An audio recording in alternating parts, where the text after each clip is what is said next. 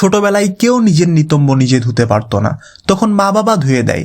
আমরা ধীরে ধীরে শিখি, কিন্তু সেই সময় কেউ আমাদের ব্যর্থ বলে নাই, বরং সবাই হাসে, ভালোবাসে, সময় দেয়।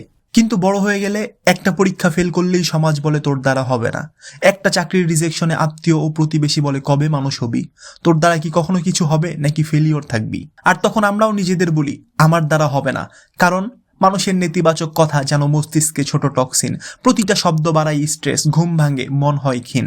ধীরে ধীরে আত্মবিশ্বাস কমে, মনে জন্মায় অনিশ্চয়তা, কর্টিসল বেড়ে যায়, স্বপ্ন ফিকে হয়, আশা হয় অস্থিরতা। সমাজ শুধু রেজাল্ট দেখে, তারা তোমার ঘুমহীন রাত দেখে না, তোমার মায়ের চোখের পানি দেখে না, তোমার নিজের সাথে নিজের যুদ্ধ দেখেও না দেখার ভান করে। যে সমাজ কখনো তোমার প্রথম হাঁটার চেষ্টা দেখে নাই, তুমি একবার পড়ে গেলে ওরাই ছিল যারা হাসছিল। তাই ভুলেও এই পৃথিবীর জাজমেন্ট দিয়ে নিজেকে মাপিও না, কারণ ওরা শুধু জয় দেখে, যুদ্ধ না। ভাই, ফেল মানে শেষ না, ফেল মানে একটা ধাপ, একটা সিঁড়ি, যেটা বেয়ে উঠতে উঠতেই তুমি শক্ত হবে, পোক্ত হবে, আগুন হবে। তুমি ফেল করছো মানে তুমি চেষ্টা করছো, আর চেষ্টা করতেছো মানে তুমি এখনো লড়াইয়ে আসো। এই লড়াই তোমার আসল পরিচয়। যখন তুমি একা রুমে বসে কাঁদো, সেটা পরাজয় না, সেটা প্র্যাকটিস। তোমার আজকের কাদা লাগা পানিয়েই তুমি উঠবে একদিন মঞ্চে।